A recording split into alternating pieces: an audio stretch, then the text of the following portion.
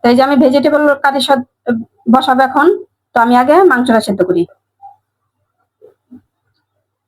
বিসমিল্লাহ। মাংস সেদ্ধ বসালাম, এখন দিয়ে দিলাম গোলমরিচের গুঁড়া। সাদাটা দিবেন, কালাটা দিবেন না, কালাটা দিলে কিন্তু কালো হয়ে যাবে ভেজিটেবল।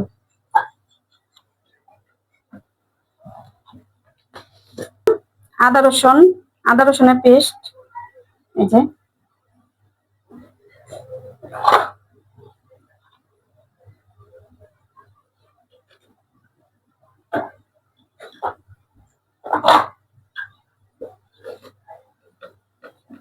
লবণ। তো ঠিক আছে, মাংসটা সেদ্ধ হোক, আমি ফিরে আসতেছি। এই যে মুরগিটা সেদ্ধ হয়ে গেছে, আমি নামাই ফেলাই। নামাই এটাকে ঝুড়া ঝুড়ো করতে হবে। এই যে আমি ভেজিটেবল কারির জন্য আমি কড়াই বসাই দিলাম। এখন দিয়ে দিব বাটার। আপনারা চাইলে কিন্তু আপনারা তেল দিয়ে পাকাইতে পারেন।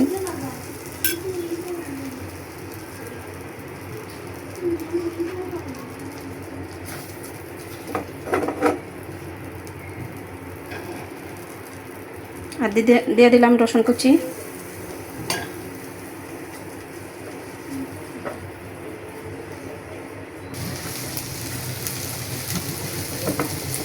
তাই যে আমি রসুনটা আমি একটু ভাজা নিলাম। এখন এ পর্যায়ে দিয়ে দিলাম গাজর,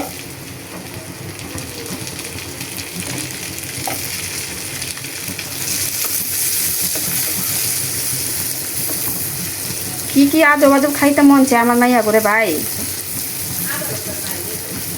আমি আপনাকে ভাই কইলে আমার মাইয়া চিল্লায়। কি আজব আজব খাইতে মন চায়, আর এইটা ভালো লাগে না, ওইটা ভালো লাগে না।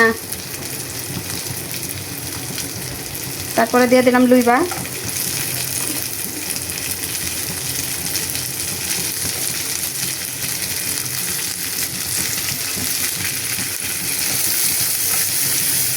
আমি একটু ভাজা নেই।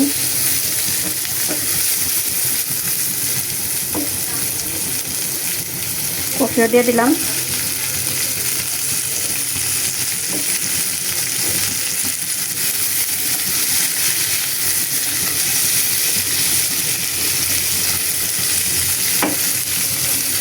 কাঁচামরিচ, এ পর্যায়ে দিয়ে দিলাম লবণ।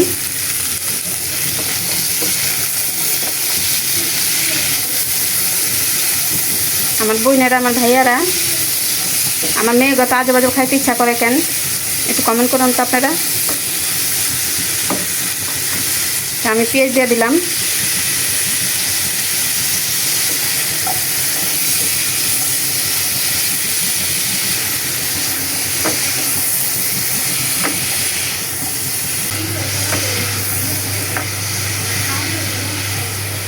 এর পর্যায়ে আমি দিয়ে দিলাম গোলমরিচের গুঁড়ো।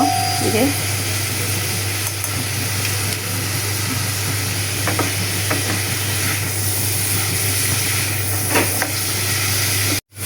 তো এই যে আমি মাংসটা সেদ্ধ দিয়েছিলাম, এটা দিয়ে দিলাম। তো এই যে পর্যায়ে একটু পানি দিলাম। পানিটা না দিলে তো একটু সবজিটা সেদ্ধ না হলে কিন্তু ভালো লাগবে না। আর আমি কিন্তু এখন এই 3টা সবজি দেই নাই, কারণ ওই সবজিগুলো তো সেদ্ধ না হইলেও খাওয়া যাব না সেদ্ধ না হইলে। কিন্তু আপনার ক্যাপসিকামটা একটু কাঁচা কাঁচা থাকা লাগবে, এই কারণে আমি ক্যাপসিকামটা একটু পরে দিই। তো এই যে সবজিটা তো বলো পয়সা পড়ছে, এখন ক্যাপসিকামটা দিয়ে দিই।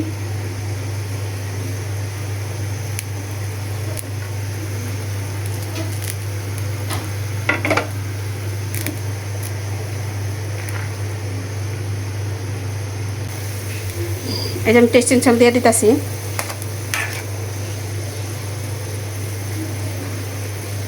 তো সব উপকরণ তো আমার দেওয়া শেষ, এখন আমি কর্নফ্লাওয়ার দিব। এই যে কর্নফ্লাওয়ার মিলাই রাখছি।